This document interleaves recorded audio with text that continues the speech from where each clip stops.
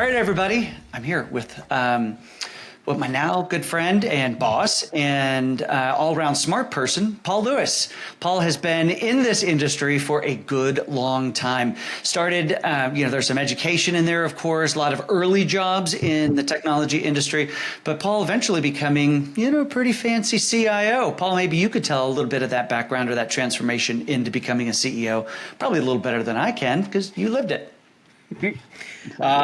So I've been doing this gig for, 31, 32-ish years, more than I'm willing to say. My introduction decks always just say 30 plus now because I'm unwilling to create. Yeah, we're going to round off. We're going to round 40, 45, it's all the same.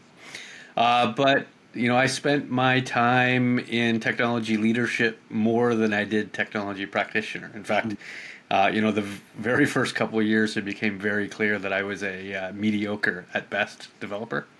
Right, my programming skills were fine.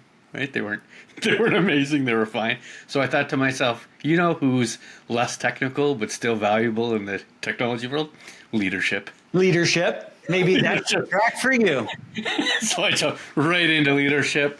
Started leading development teams and then moved to product management teams, became a director and VP of product management, had a skill set in financial services and mortgage origination, and then that leadership, created larger opportunities for technology leadership so that I had architectural teams and delivery teams and eventually CTO in the banking world for many years, 17 years in banking.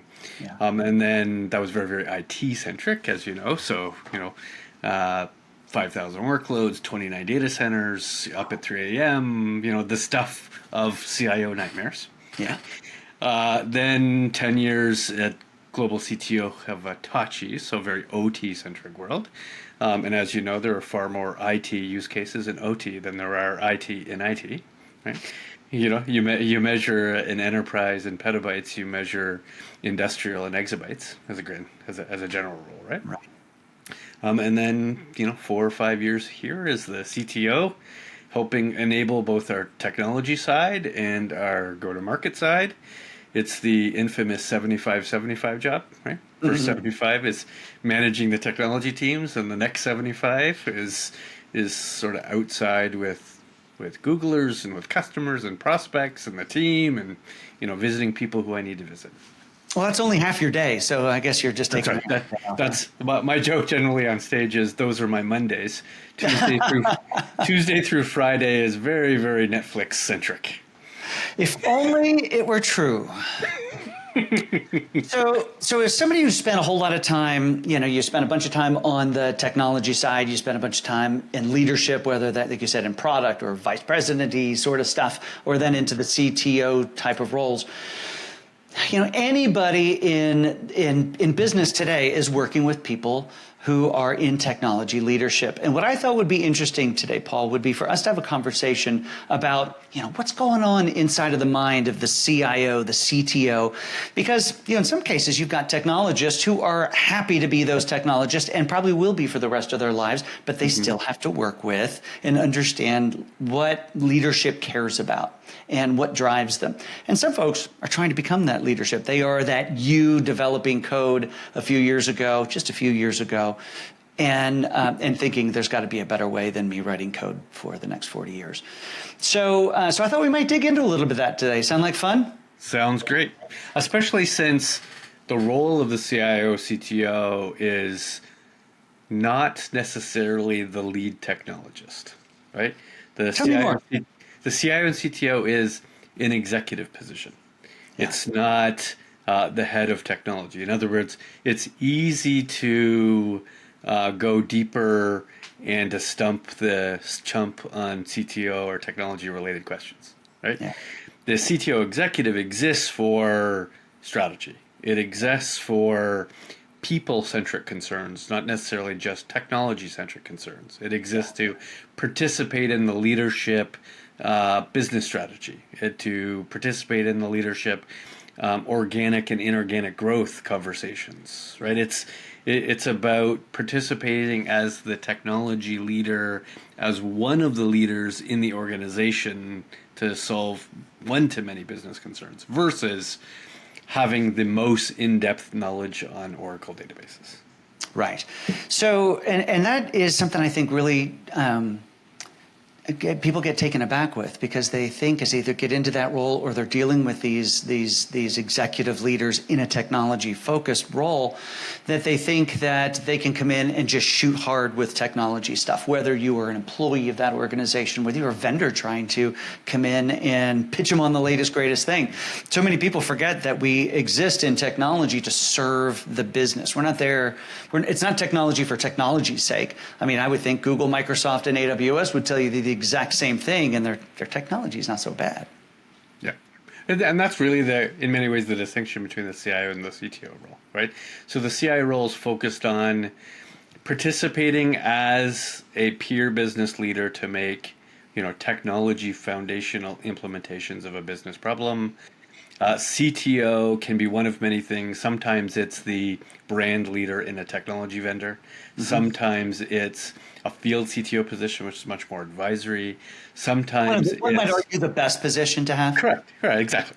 And sometimes it's, in a startup sense, the only developer in the organization. Yeah. Right. It's the founder of an application development practice or an application development program.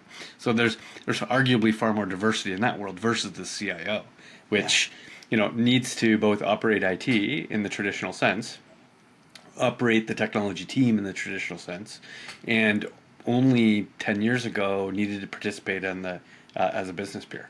Before that, it was working for the CFO and cost controlling.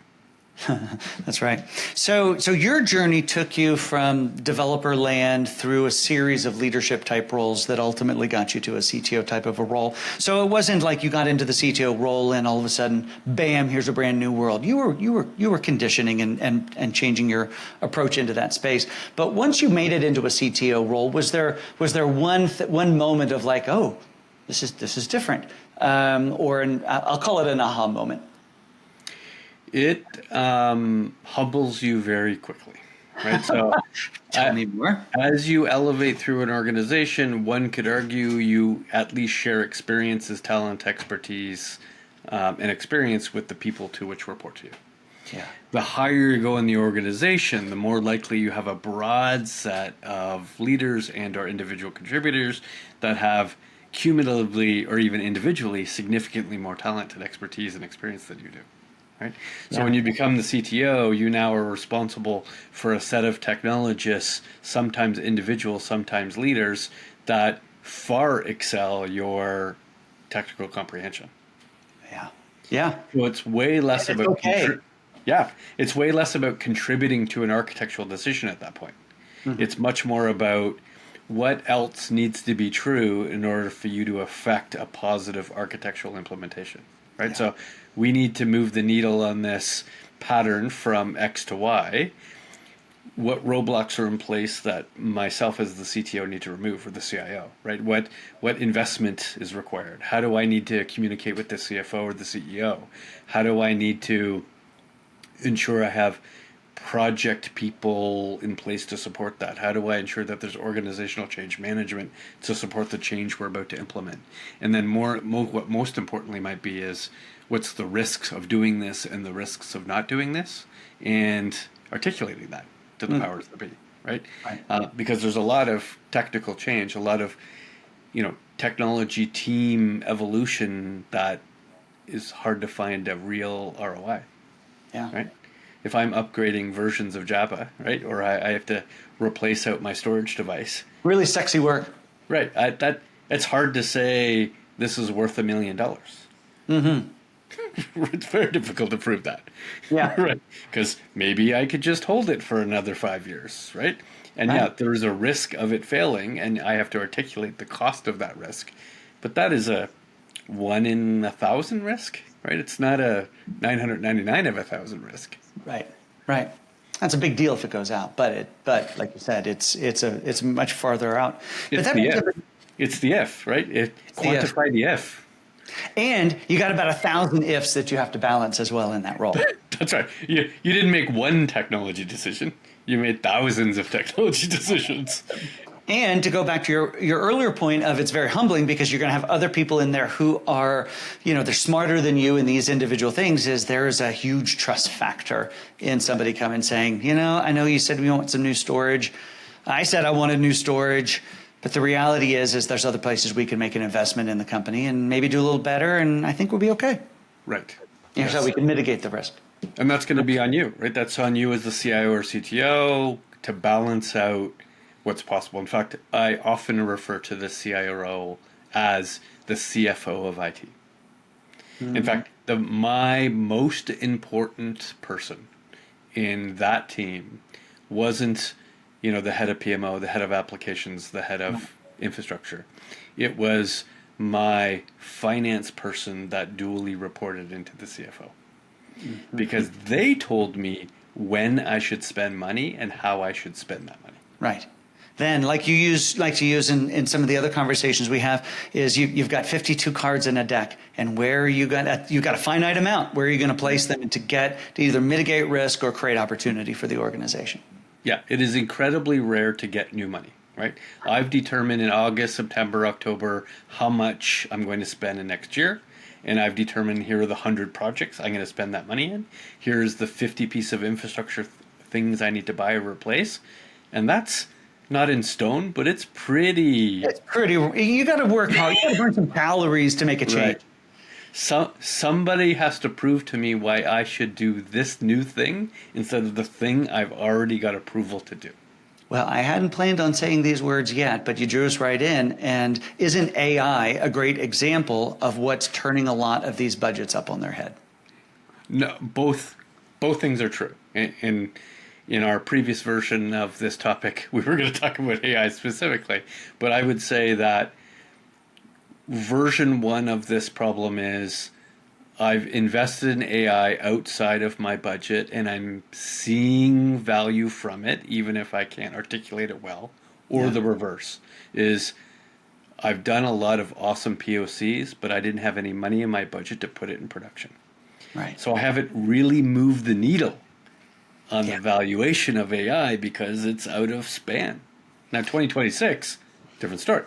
I can now plan for that. I can now create a team, create an associated investment to both, implement those projects and create, real return on that.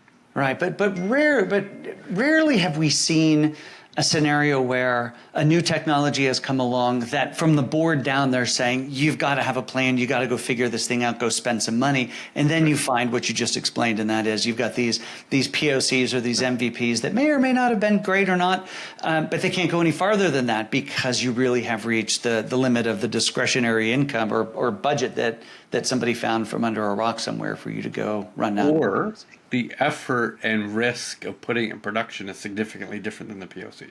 Yeah. Right? So I need a skill set I don't have in production or not. I need to think about change once it's in production.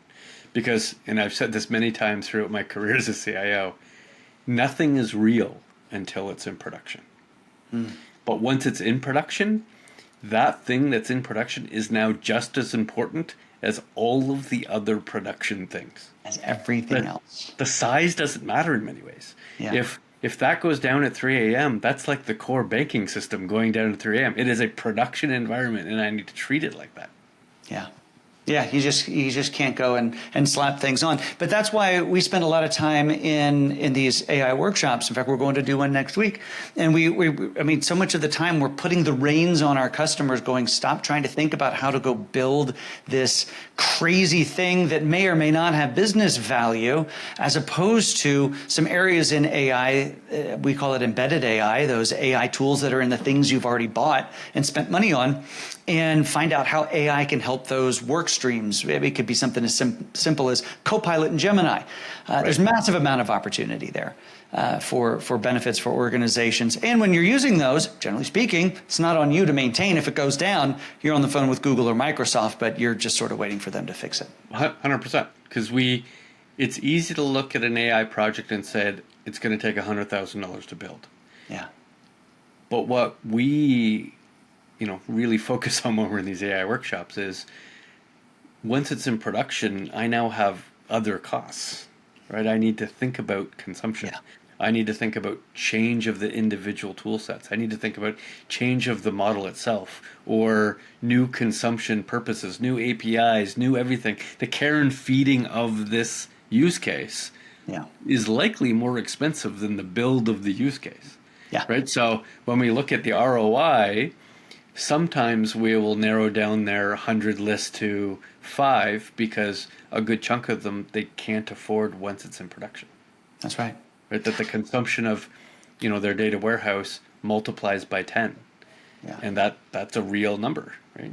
Well, and one of my favorite things to do in those workshops is we spend an entire afternoon going through all of those AI use cases that they prepare before we show up and that we discover as we educate them, and then take them through. We don't prioritize it for them. We take them through the process of, is there value here? Do you have access to the data? Is it a hard thing to build? Will it have an impact?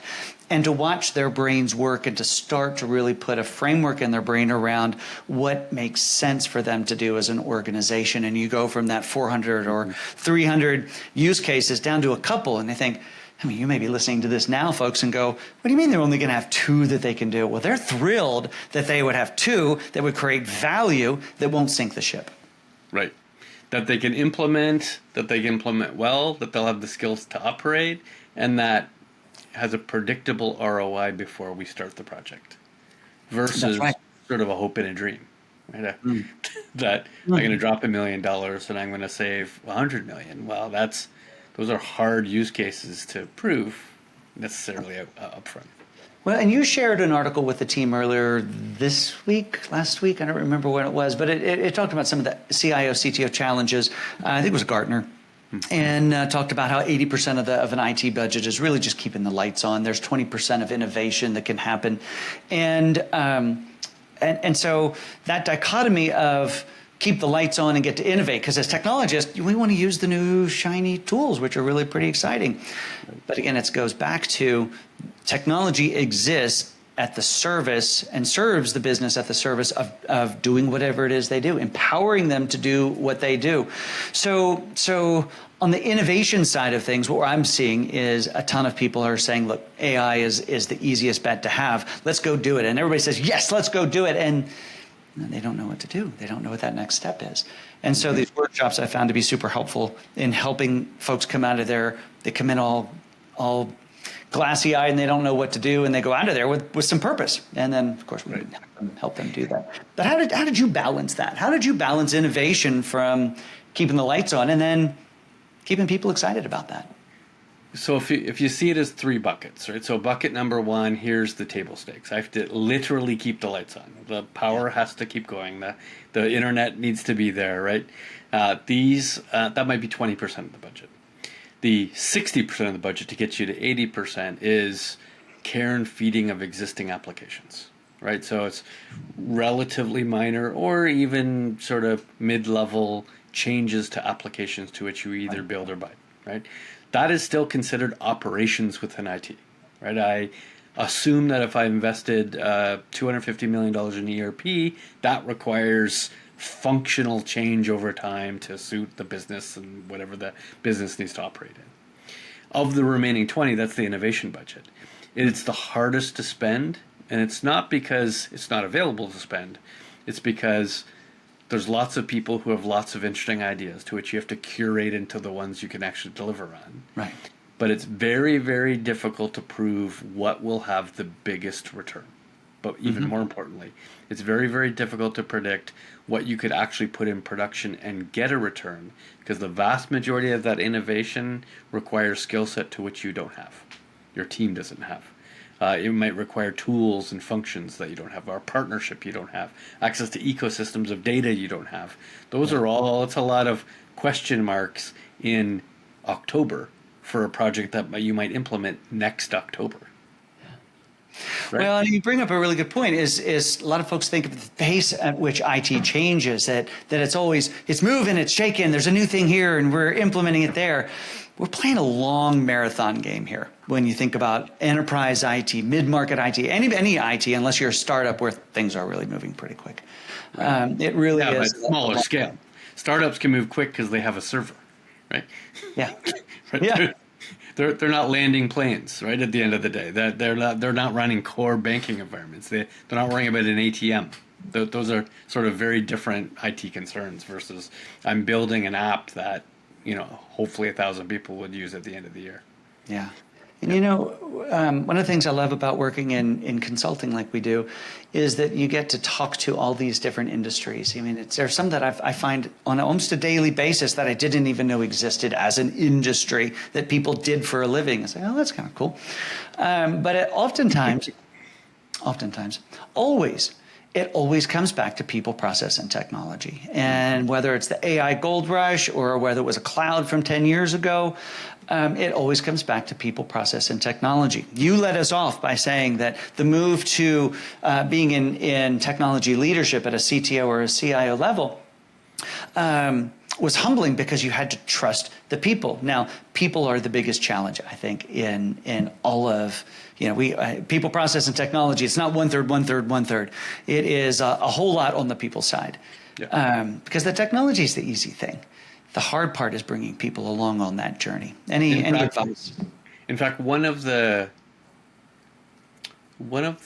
real facts that you have to come to, inside your mind agreement to early on in your CIO-ship, tenure, is appreciating and realizing that smarter people work somewhere else. Yeah. And if smarter people work somewhere else, then better technology is built somewhere else. Ooh. And it's not saying that you don't have great people. You probably do have great people. But the best don't work for $80,000 in Des Moines, Iowa. Right? They don't. Right? The best comes out of the universities and going to Silicon Valley and working for, the Magnificent Seven. Right? Yeah. That's where they go.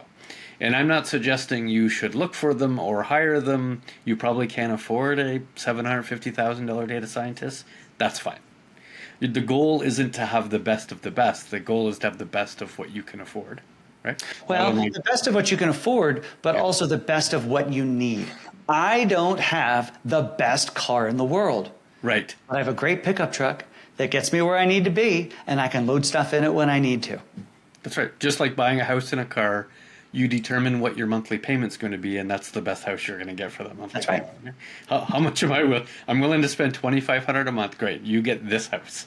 Yeah. The thing that gets interesting, and again, part of my passion and excitement for technology, is that technology can actually drive the budget and drive the organization. And I see this so much right now with AI, if people look at it correctly, as this becomes an enabler to their business. I was literally conducting a workshop 3 or 4 weeks ago, and we were literally using AI to invent new products for this organization. Right. Notebook LM, ooh, gotta love it.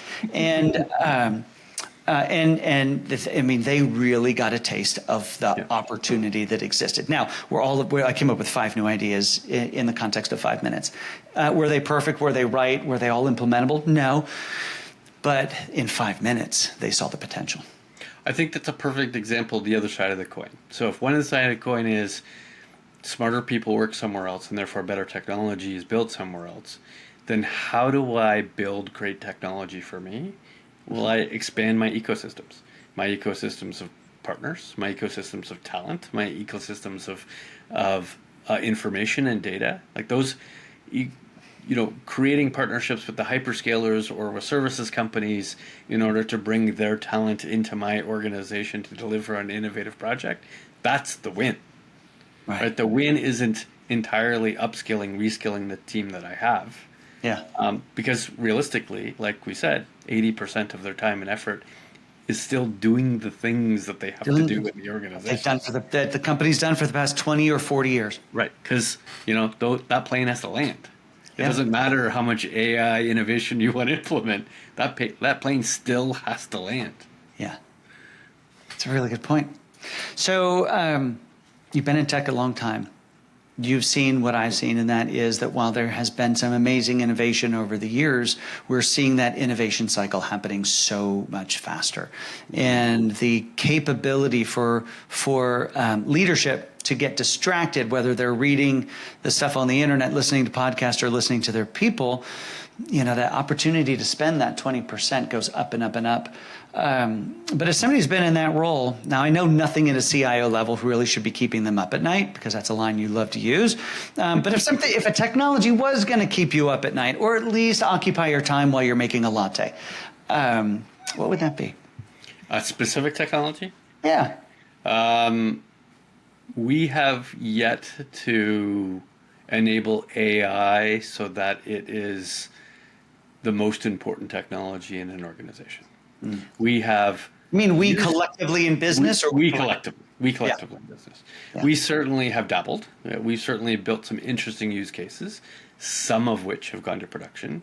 What we haven't really done yet is scale with that AI. Yeah. And I'm going to give some weird advice here. Quite often do we go into a customer where they are, I'm going to call it, deep within their AI implementations, only to say, we think you should slow down. We think you missed a couple fundamental questions, like how much money were you willing to spend on this endeavor? Yeah. Who gets to make those decisions on how much you're willing to spend? And then, as you already mentioned, of your 52 cards, where are you playing those cards? Yeah. Should you really be playing those cards in the embedded systems to which you mostly buy? If you are 90% ERP and there's functions within those ERPs, wouldn't you put 40 of those cards there comparatively, right? And then on the other side of the equation, if a good portion of your cards are going to be played at the user productivity, the people productivity side, then wouldn't a good portion of those cards be played on education of things like how to prompt, how to ask better questions to get better answers, right? And if they don't slow down and bring it back to what actually will create the most value to the organization, they're going to spin through dozens of AI POCs that never go into production. And while they seem cool, what they won't do is necessarily create a return, or what they aren't imagining is the cost once they put it in production. Yeah. So we slow them down, right? And what we generally refer to as readiness. But we're saying, are you really sure that this is how you want to play these cards? And then more importantly, is your organization actually ready to play those cards? Right? Have you achieved the prerequisites in charge of doing this? And I'm not saying everybody is not ready to do it. What I'm saying is sometimes you forget that access to that knowledge base is important to answer that AI question. Yeah. Or I actually require third-party data in order to appropriately answer this question.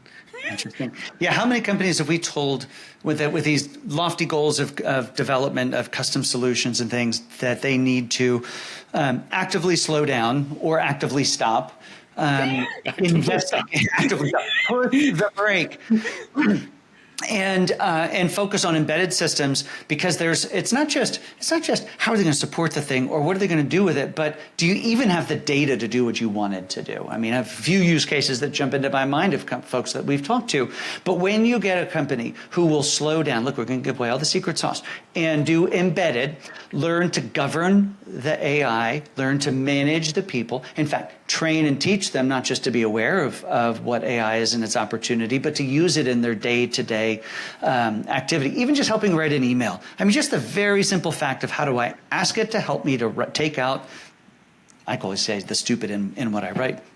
And because that creates amazing value, because it allows them to see that when I interact with it in the right way, I can get an output that I didn't think I could get in the first place or create on my own.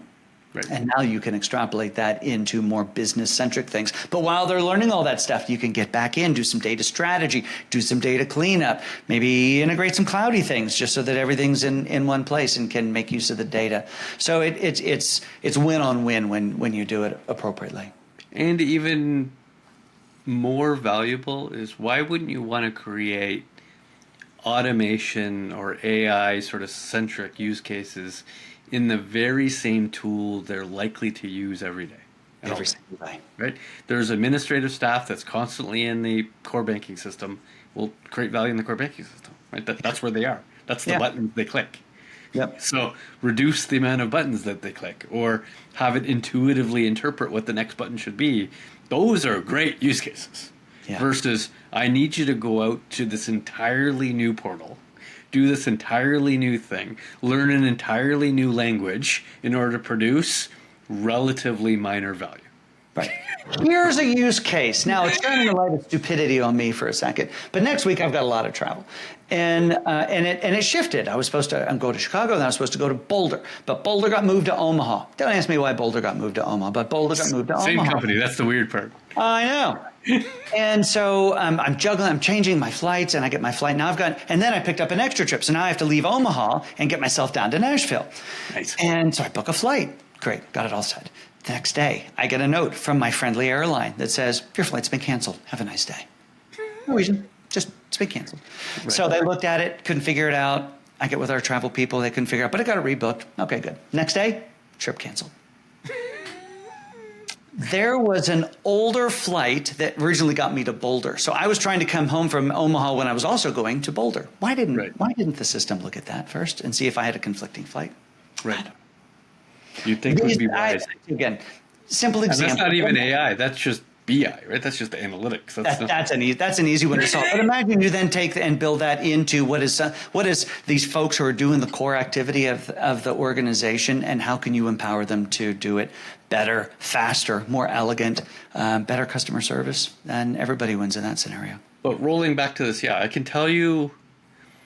So in the 3 quarters we've been doing these AI workshops, it still becomes fundamentally clear that the needle really hasn't been moved, other than their internal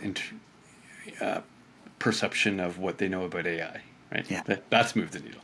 When we started, it was a 2 out of 10. They now perceive their knowledge more of an 8 out of 10, to which we dispel. Yeah. But still, so that's the needle to move. And I can tell you, and I'm telling tales out of tale as a CIO again, it is a very difficult technological topic for a good chunk of the CIOs. Yeah. It's also hard for them to admit. This is an intensely technical new paradigm for CIOs who are used to mainframe AS400, 3-tier architectures, even cloud-based, deployment infrastructure and architectures. This is distinctly different. And sometimes it's beyond the skill set, the technical skill set of an individual CIO. So when they're trying to determine whether this is an appropriate use of innovation money, we already have that hurdle to get over. So which is why it's so important to the education part. Because it is understandable. It is learnable. You can get over that wall. Yeah. But you have to dedicate time and energy to receive that education. Well, and you know this more than any. You teach graduate level stuff, people on this topic, but where everyone else is starting is so kindergarten compared to the other. Is you can learn the big blocks, you can understand what the core technologies are, you can understand what the variations are between them, and then start to associate or disassociate value to that inside of your organization and make some decisions. It just takes, to your first point earlier on, it takes a little humility to realize everybody's got to come up to speed, even the CIO. And at the very least, I don't think any of these CIOs looking to be hands-on keyboard AI ops people, machine learning engineers. Yeah. But what they need to know are this is how one would create an AI practice, right? Mm-hmm. A center of excellence for AI requires these types of skill sets and resources. You'd expect to measure them in these kind of ways, right? It's that knowledge that becomes fundamental to the CIO. And I can tell you going in right now, that knowledge is not understood until we get through that workshop. Right. And we, in fact, get a lot of pushback when we say we're going to spend half the day or more educating you on how to spell AI. It's more than just steak sauce. But by the time you've been waiting to use that joke. I've been waiting all day. But ultimately, you get them through that, and they're like, "Oh, I had no idea." Whether they're technical people, whether they're business people. And by the time you get through that, in fact, that's what leads us into, in a lot of ways, or in every way, the use case evaluation is if you don't understand the technology or what's being asked, how are you going to grade and decide whether you're going to invest in any of those spaces. So, Paul, we've been talking for a while. We're going to do a couple of quick lightning round here. A little hot take. You and I lived through where the cloud was interesting and a hot new thing, and then it became, hey, cloud first is the only way to go. Is that still the thing? Are CIOs, CTOs still set and forget, or are we maturing a little? There are types of organizations that will be cloud only, right? So startups are unlikely to invest in data centers. But if I look at mid-size or greater enterprises, the likelihood that they are cloud only is zero. The likelihood that they've invested in multiple clouds is very high. The likelihood that they also have data centers is quite high. Yeah. We generally sort of, when the CIOs get together, we talk about a strategy being a diversified deployment. So there will always be applications that sit in a traditional data center because I have older applications that I bought 40 years ago. Yeah. There will be applications to which I would deploy into a private cloud because I require the hug of physically the hug, the always on, high transaction. Correct. Yeah. There will be applications to which I will deploy into third-party data centers, maybe for backup DR purposes. There will be services I consume from the cloud, like address scrubbing, like something that is, utility based. I will deploy applications into the cloud because I want sort of the scalability and agility and gravity to other services in that world. I will consume SaaS services that run in one or more clouds because that's a better subscription model than a capital or OpEx model. And of course, if I'm industrial or retail or manufacturing, I will likely have edge cloud deployments. Yeah. Right? So not only will my applications be deployed across all of those platforms, my data will be deployed across those platforms. And guess what else happens when your data gets deployed? Your analytics gets deployed across those applications. And then guess what? Your AI gets deployed across those places. Right? So it is true that you're likely going to create and deploy new applications to a cloud. It is also true that you're going to develop within a cloud environment, especially AI. What's not true is that's the only destination for production deployment. Bingo. All right. So there are those that would say that the reason they aren't going deep into AI is it's creating a lot of security issues. True, false, yes or no? Well, it's not creating issues, but it certainly can create an issue. Generating, yeah. It's one could argue it's generating new issues. It's not exposing existing issues. And I'm going to use the word security loosely here. It's not necessarily, identity and access management type problems.